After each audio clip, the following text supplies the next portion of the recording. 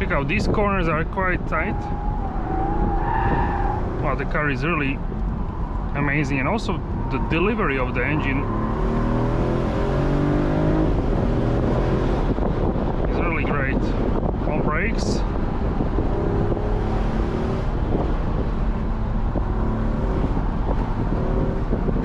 Wow, I really like this.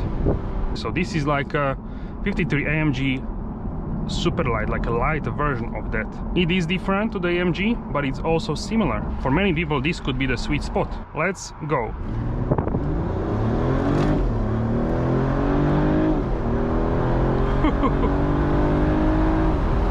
Wow, this is amazing. How this car grips for a non-AMG, it's really amazing, and how this car is also like a luxurious. So is it worth to pay 10k more? So we'll talk about this in this video, and everyone who is interested in getting the 300 or 450 should watch this video to find out.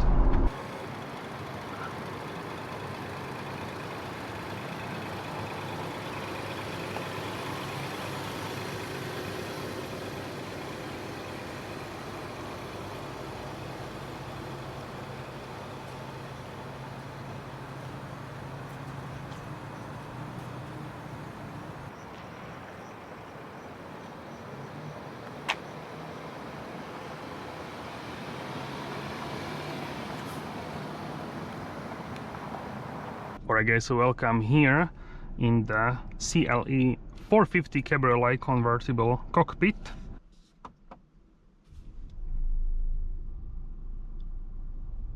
Can you hear this silence? How smooth is actually this engine? It's really crazy to me, but yeah, this engine has a really amazing sound. So here we have a 3.0 liter, and this is the 6-cylinder turbo engine. So we have 381 horsepower and 23 horsepower from the mild hybrid. But we also have something what you can put down, and that's the soft top.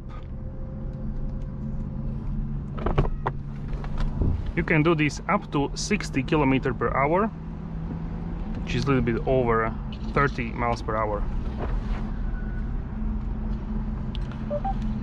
When you hear the beep, the process basically ended. So we have a warmed up engine. Let's go straight to sport mode. We'll try what kind of acceleration can we get from this 3-liter 6-cylinder. Also, now we have a sangler here. With touch of a button, we don't have it anymore. Alright, so let's go.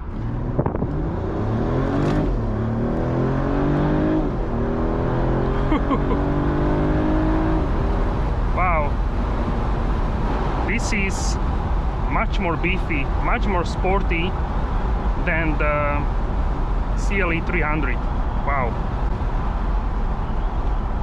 I'm actually really surprised by this.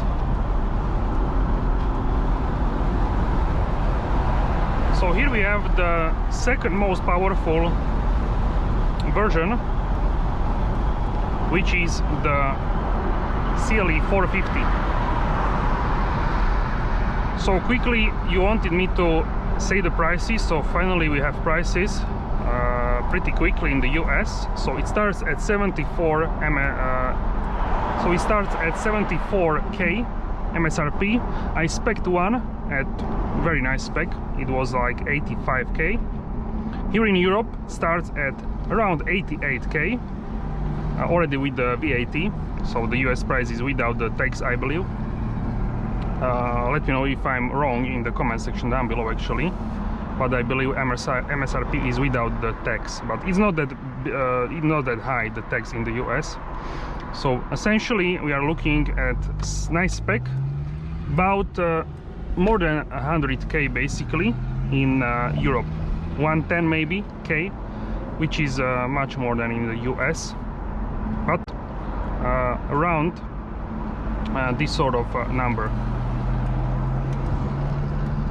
The CLE 300 in the US starts around 64K, I believe. It's essentially 10K less than the 6-cylinder. So is it worth to pay 10K more? So we'll talk about this in this video, and everyone who is interested in getting the 350, the 300 or 450 should watch this video to find out.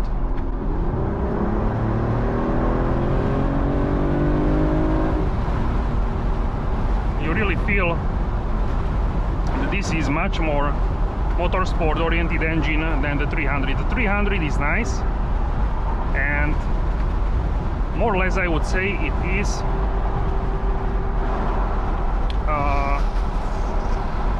engine which is essentially oriented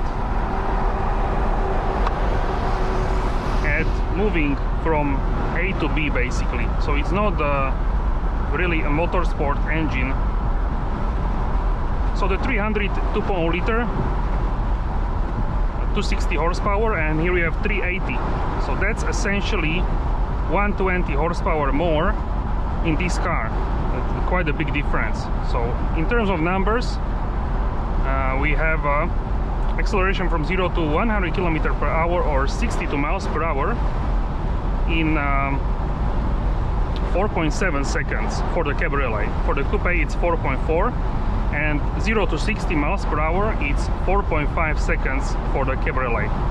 And the difference in terms of coupe, CLE coupe or CLE Cabriolet in terms of the price is about 8K. So not a small number basically. So you can have a CLE 450 coupe for the price of CLE 300 Cabriolet basically, more or less. So we can say that it's quite a significant difference. So here in Europe we have also CLE 180, CLE 200, then we have CLE 220D, so that's 2.0 liter diesel engine, and then we have CLE 300. You have also 4MATIC versions, we have also plug-in hybrid, so CLE 300E with the EQ technology. And then we have, of course, this 450, and the top version is a 53 AMG. So there is quite a big range of versions here in Europe. In the US it's basically only two, basically we can say three. So 300, 450 and 53. So if you're looking to drive this car very calmly, or we can say normally, like a normal person, then I would suggest to go for a 2 liter.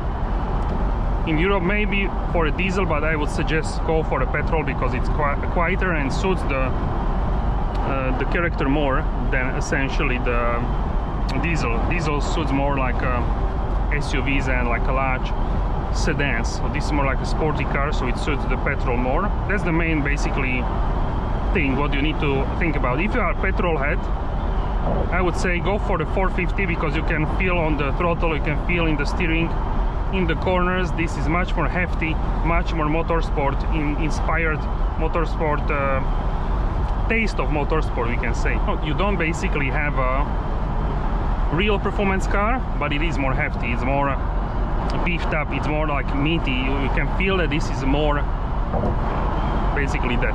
So also in terms of power, you can feel like you have much more power, 120 horsepower. It's a big difference, and also the torque, 500 Newton meters in this engine, so it can go nicely, this version. This is amazing how this car grips for a non-AMG. It's really amazing, and how this car is also like a luxurious. It can give you a very nice, comfortable ride, but it also feels more sporty than like E-Class Cabriolet, E-Class Coupe. So for me this is more suitable than E-Class driving experience. E-Class is more like a boat.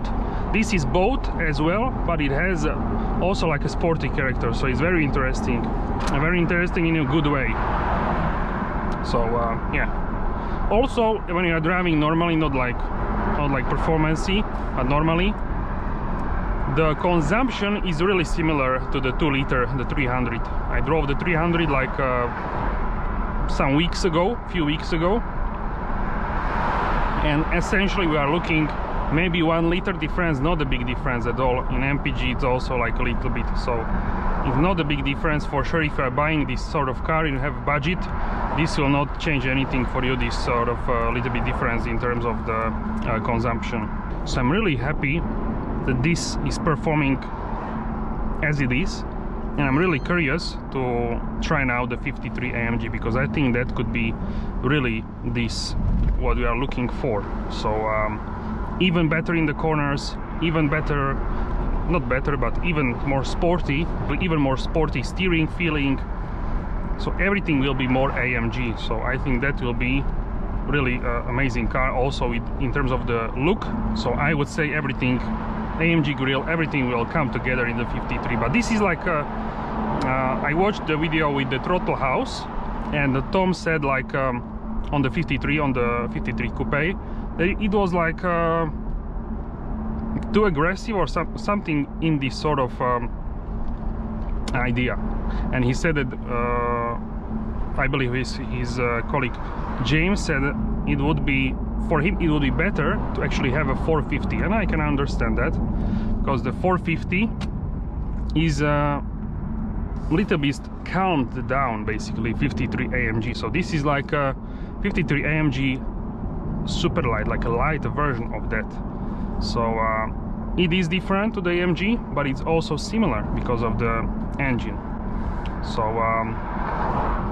once you have 6-cylinder, everything needs to be more beefed up. Also the transmission is very smooth out. So for many people this could be the sweet spot.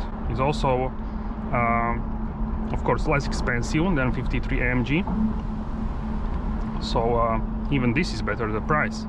And if you don't want to stand out with the AMG styling, this is much more, we can say, calm in terms of the design.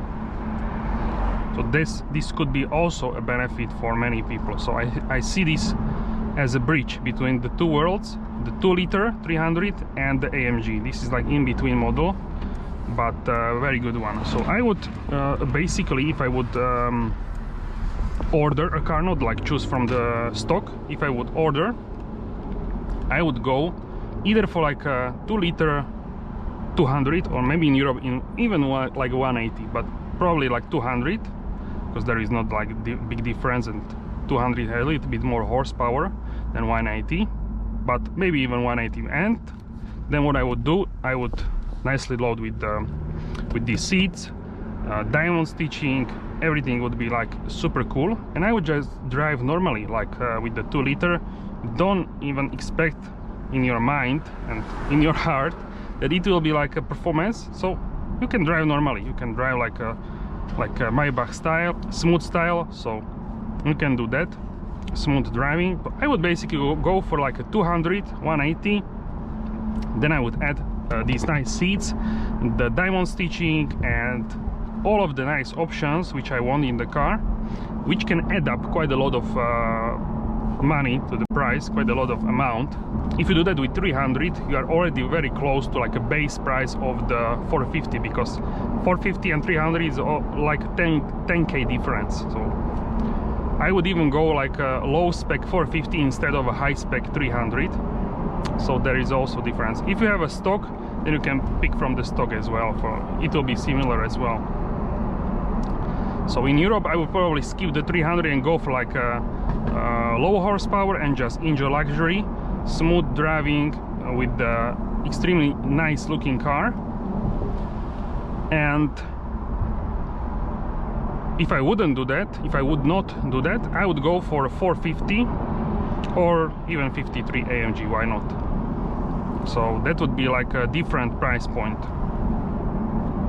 See, this is, so I was basically skip 300. Only if there would be like a good deal on the 300, then I would like consider it, of course. But ordering from the factory, I wouldn't really order 300. In the US, you have basically 3 options. It's not as easy to pick because you cannot really skip 300. If you skip 300, you are already in 450. this car. So if you want to have a lower price point, you cannot really do anything, just go for 300 in the US. And it's actually a little bit advantage in the US because you don't have as many options, you don't need to think that much. You have basically three options, three price points, so it's a little bit easier. We need to think quite a lot of more in Europe to choose basically. So yes, in the US I would probably go for a 450 because you have wider roads. I'm petrolhead. I would like to have a 6-cylinder. Also, it's much better price point than in the US, than in the Europe. In the US, it's much better. It's like we can say 20k, 15 to 20k less, even more if you consider the exchange USD and Euro. So really amazing. In the US, I think the price point, I would even go for the AMG. Probably it's so good. The prices in the US, but if you want to save because you are used to, or you're already living in the US, you're not used to Europe prices, of course that means that US prices maybe even seem to you like a high, but it really depends what you compare it with. If you compare it to Europe, it's much cheaper, but that was always the case. Now it's maybe even more the difference, but it was always the case. So essentially you have an easier choice in the US. 300 for normal driving from A to B. You have some dynamics, but it's not a performance feeling. And in the more, you have 450 or 53 AMG. Also, when you are driving normally, you can feel this like a the engine is like rumbling like softly. So this is very nice. You can find this 6-cylinder in many cars.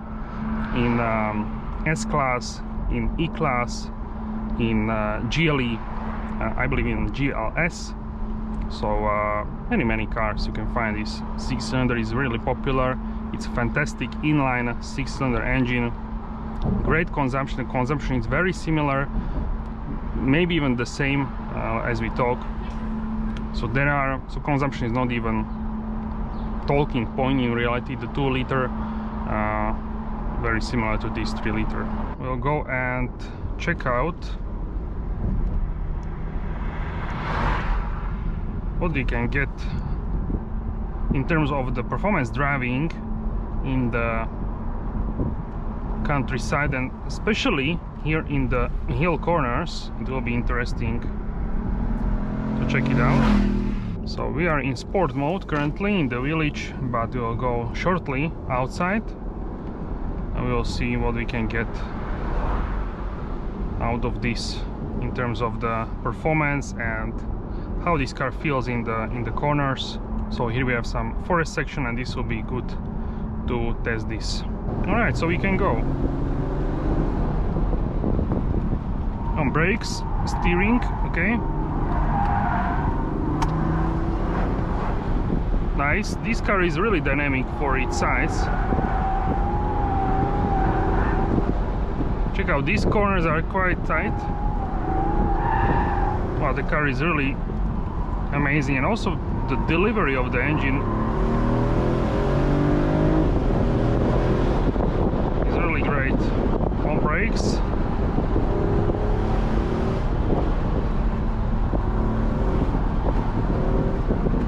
Wow, I really like this. Now you can see what kind of pace are doing common cars. So really we saw in these corners that the car ability to handle is really nice, and yeah, I really like this behavior.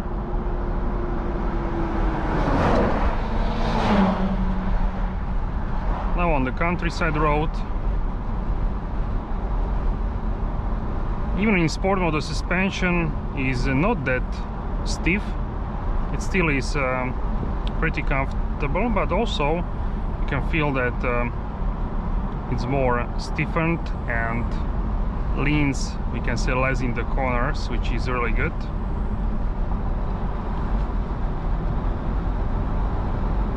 Pedal shifters. Here is a 9G Tronic So this won't be the fastest transmission, but it's not slow. It's I would say it's fine. Of course it could be faster, but it's not slow in any means.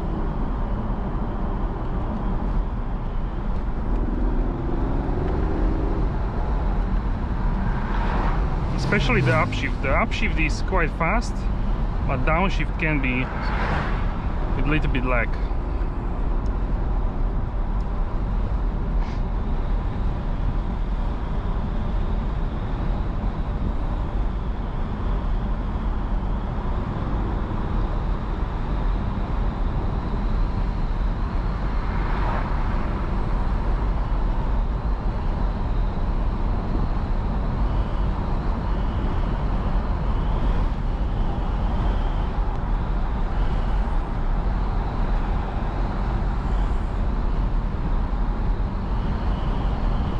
So I feel a lot of safety in the behavior of the car, and I feel that the car knows what it's doing. I'm not pushing that much right now the car, but still it's nice to know that the car is really stable.